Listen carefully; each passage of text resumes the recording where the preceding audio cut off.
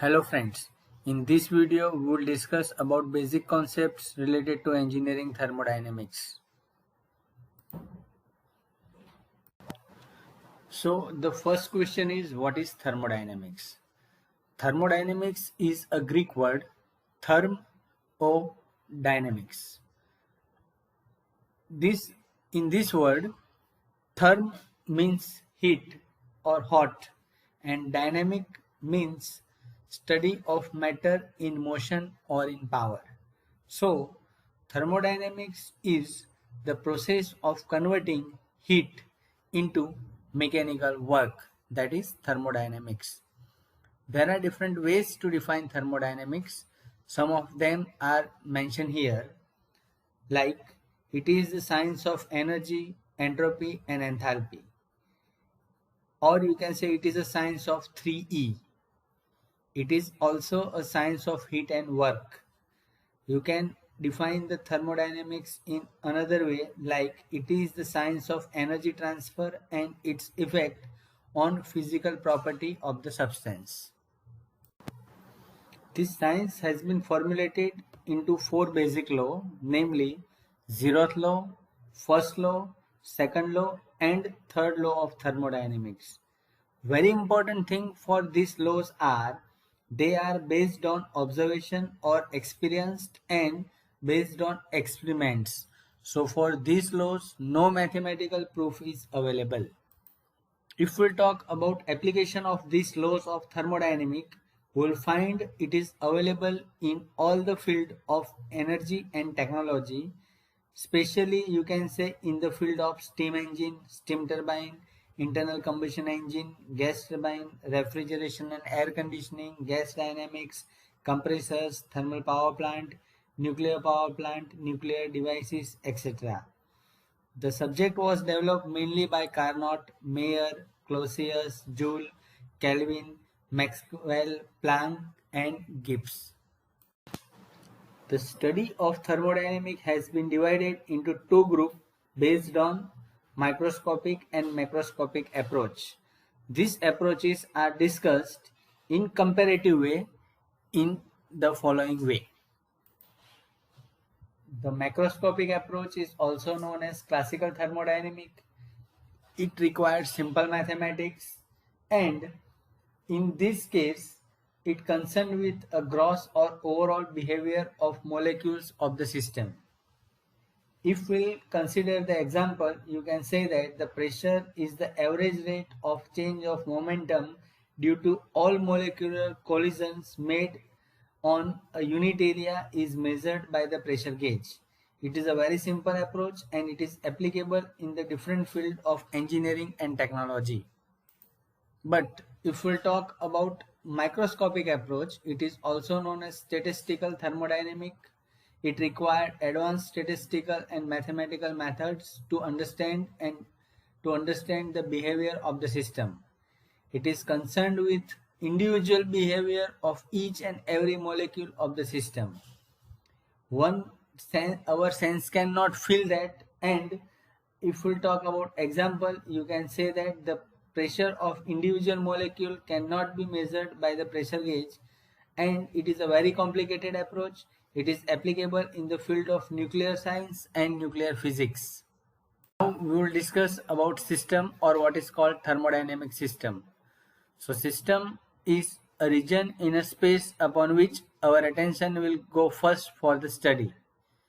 The another definition of the system may be a thermodynamic system is defined as a quantity of matter or a region in a space upon which our attention is concentrated for the analysis of a problem. Likewise, you can find here other definitions related to the system. In the figure number 1, you can find one system, that is the space upon which our attention will go first for the study. Now the second part is system boundary or boundary. So system boundary or boundary is defined as a surface of the thermodynamic system is a system boundary or it is a boundary. Or you can say it is the actual or hypothetical envelope enclosing the system. So in the previous figure we had observed that the line which separates the system and surrounding is known as the system boundary. Now the question will be there, what is surrounding? So everything external to the system is called surrounding or environment. So suppose we are talking about a class in which lot many students are available. Out of all the available students, if we are discussing a question or the topic with only one student, in that case that student is our system, and everything other than that is known as a surrounding. And when we'll combine system plus surrounding, that is that one student plus entire class, means it is, you can say, a class of one particular standard. There are three types of thermodynamic system. They are open system, closed system, and isolated system. So now one by one we have to discuss about different systems. So first we are discussing open system. So the figure number 2 represent the open system. So what is called open system? So any system in which both mass as well as energy can cross the system boundary is known as open system. So this is a very important concept, very important definition which we have to keep in our mind, that may be asked in any competitive examination or in your regular examination. What is open system? Or you can say in open system, mass as well as energy can cross the system boundary. So what are the different examples of open system? You can say the flow of air or the flow of gas through the compressor, flow of steam through the turbine, flow through the nozzle, steam turbine in the power plant, gas turbine, boiler. All these are example of open system in which mass as well as energy can cross system boundary. So you can see in the figure number 2, mass in, mass out, energy in, energy out, means mass and energy both can cross the system boundary. You can think in your way to find out what are the other examples related to open system which you can see in your real life also. The next one is the closed system. So what do you mean by closed system? So closed system is a system in which energy may cross the system boundary but mass cannot. So again, it is a very important, for closed system energy transfer is possible but mass transfer is not possible. You can see the figure number 3a where energy can cross system boundary but the mass cannot, means mass of that system remains unchanged and mass will not cross the system boundary. So the question may be there, what are the different example of it?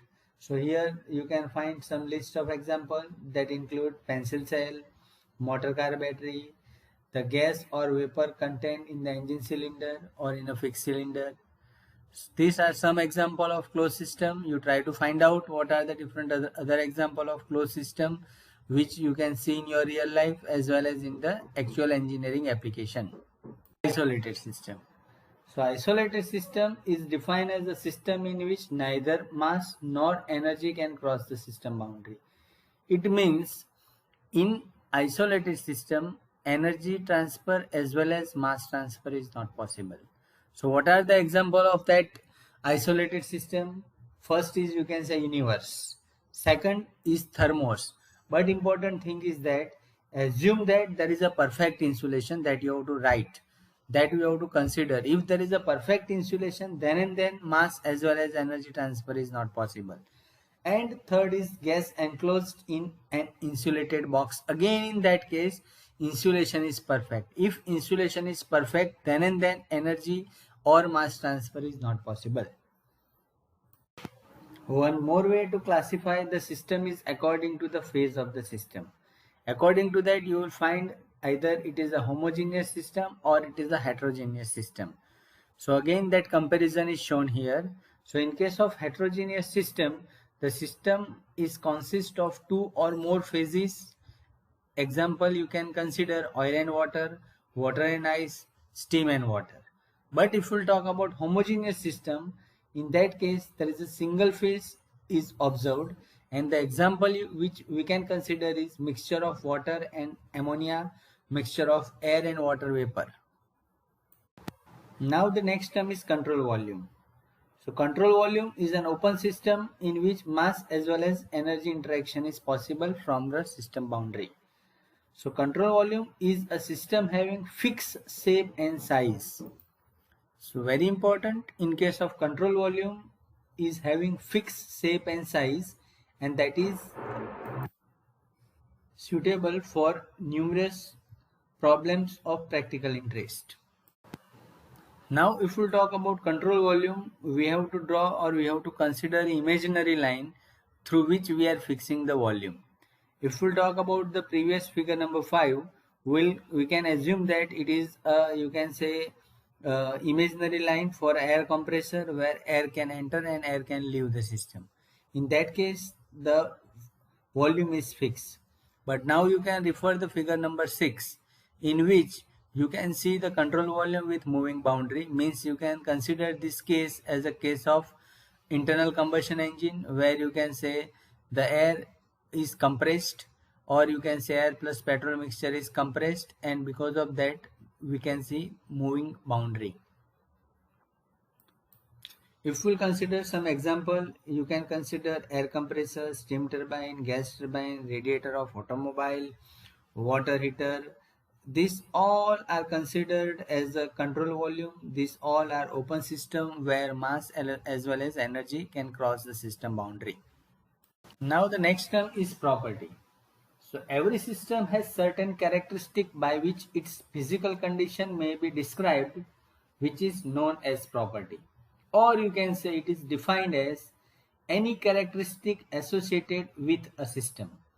You can find some familiar properties which we are generally using for engineering analysis includes pressure, temperature, volume, mass, viscosity, thermal conductivity, thermal expansion coefficient, modulus of elasticity.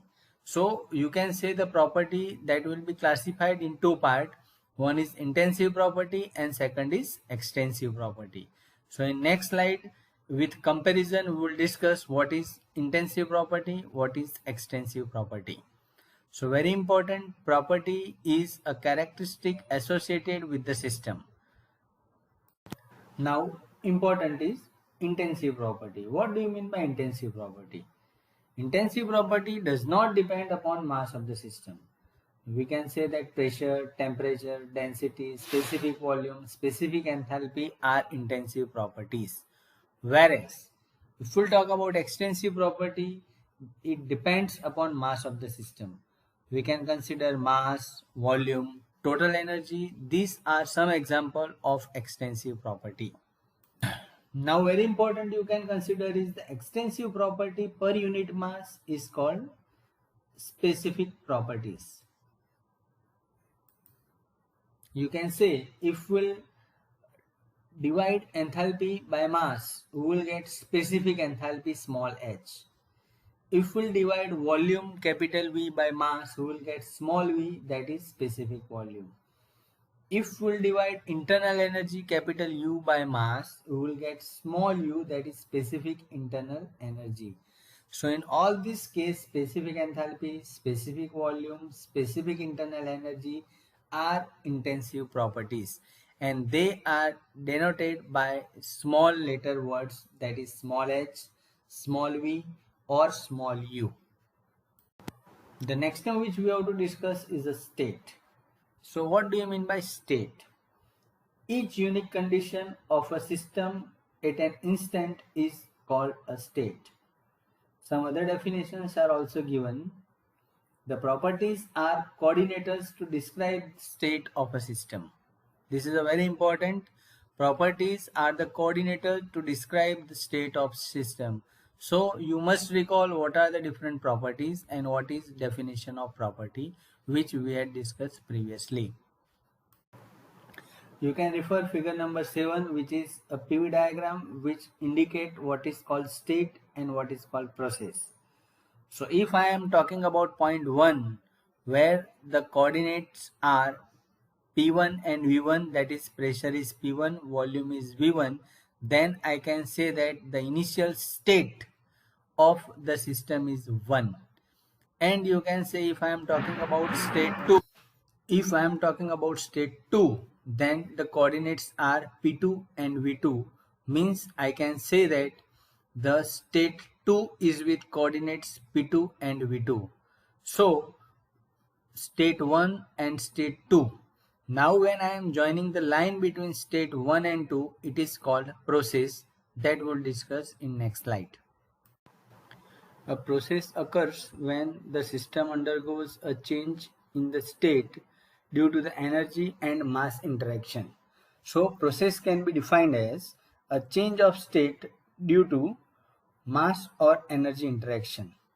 The example of different type of processes are, you can say constant pressure process, or it is isothermal process, isochoric process, or constant volume process, or isenthalpic process, that is constant enthalpy process.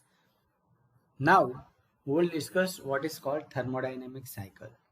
A thermodynamic cycle is defined as a series of state changes such that the final state is identical with the initial state. Now if we will talk about figure number 8, you will observe the PQ is the process, 1B, 2A1 is a cycle, whereas 1A2 and 1B2 are different path.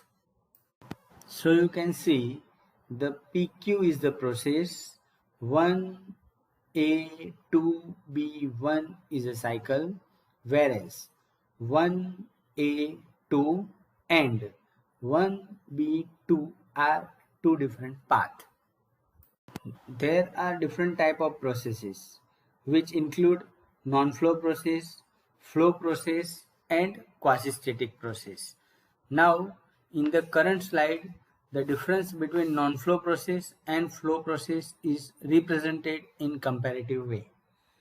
So in case of non-flow process, a process may be non-flow process in which mass cannot cross the system boundary. So in case of non-flow process, mass interaction is not possible. The example you can say pencil cell, piston cylinder arrangement, motor car battery, or you can say all example of closed system. These are non-flow processes. So for the competitive exam, the MCQ may be asked from this slide. Now flow process. So a process may be flow process in which mass is entering and leaving through the boundary of open system. Means here mass interaction is possible. You can say the example of compressor, nozzle, etc.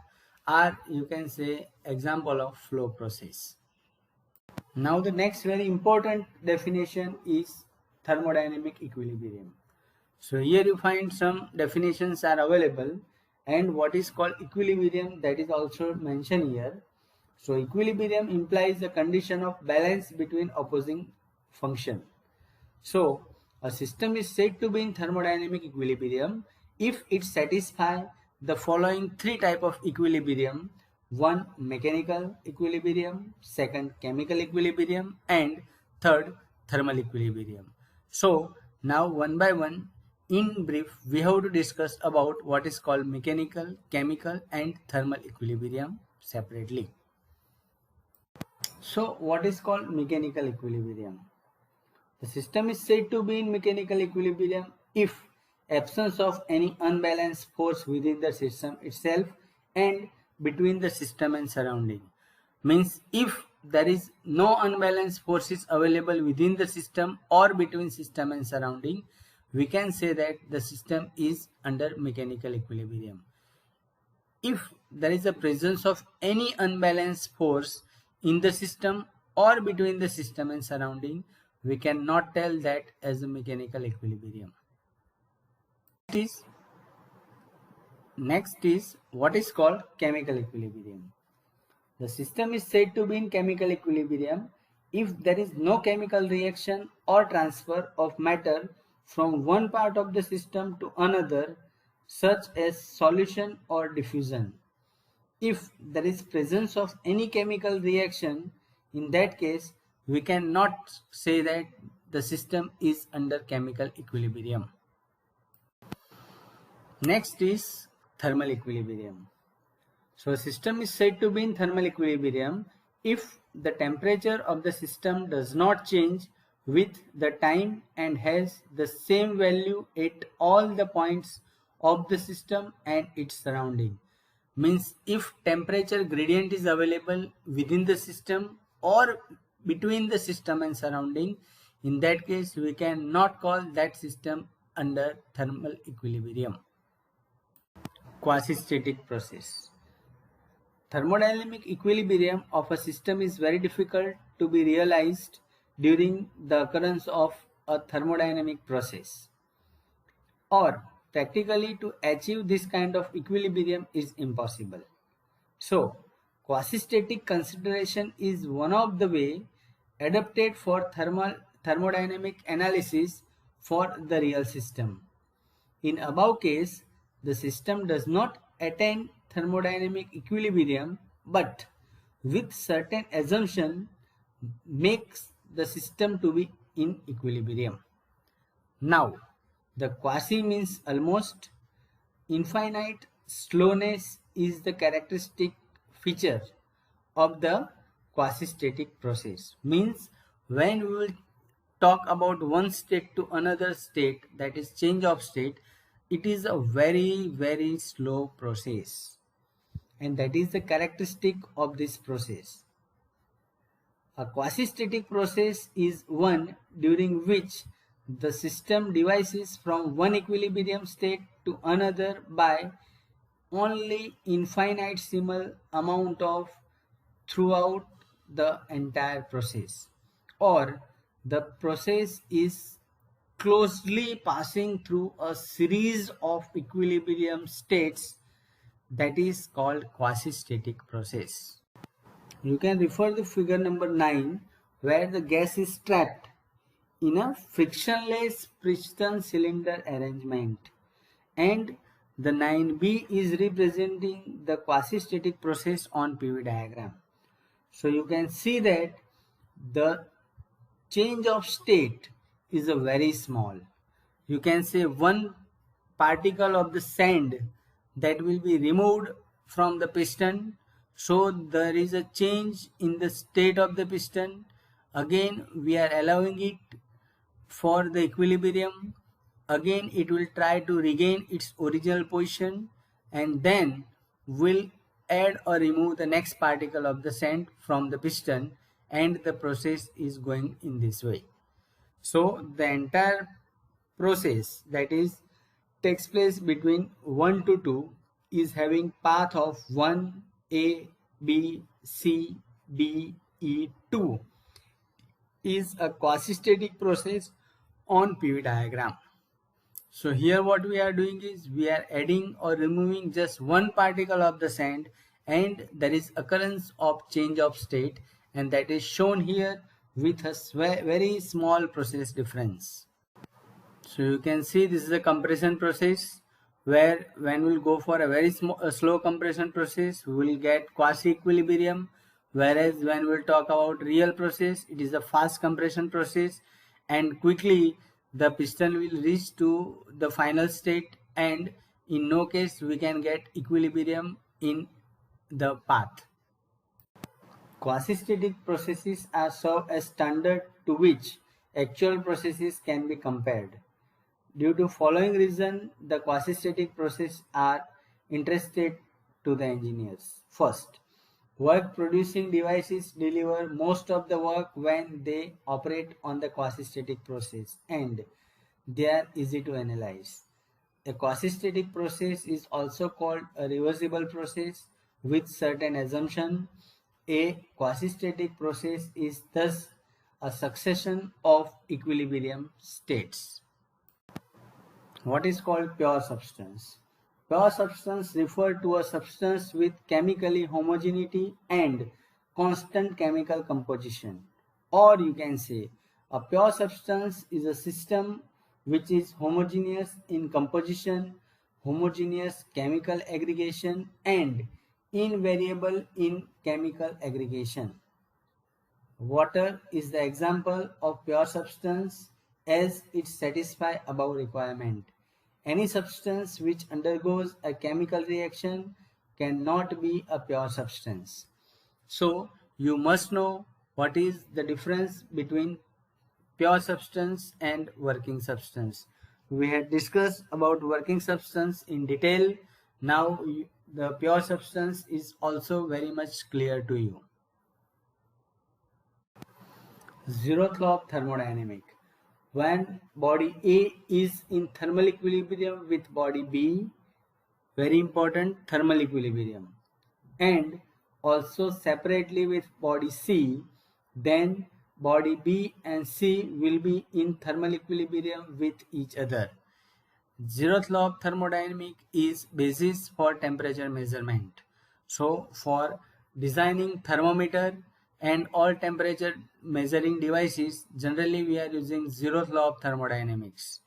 So again, according to zeroth law of thermodynamic, when body A is in thermal equilibrium, the meaning of thermal equilibrium is there is a no temperature gradient within the system or between the system and surrounding. So when body A is in thermal equilibrium with body B and also separately with C, then body B and C will be in thermal equilibrium with each other. You can see according to this figure, body A is in thermal equilibrium with body B, as well as the body A is in thermal equilibrium with body C. Then we can say that the body B and C are mutually in thermal equilibrium with each other. Friends, all this content is taken from the book Engineering Thermodynamics by Professor Alpesh V. Mehta and Dr. Nirvesh V. Mehta, Atul Prakashan, Ahmedabad. Stay tuned with this channel. Have a nice day. Goodbye.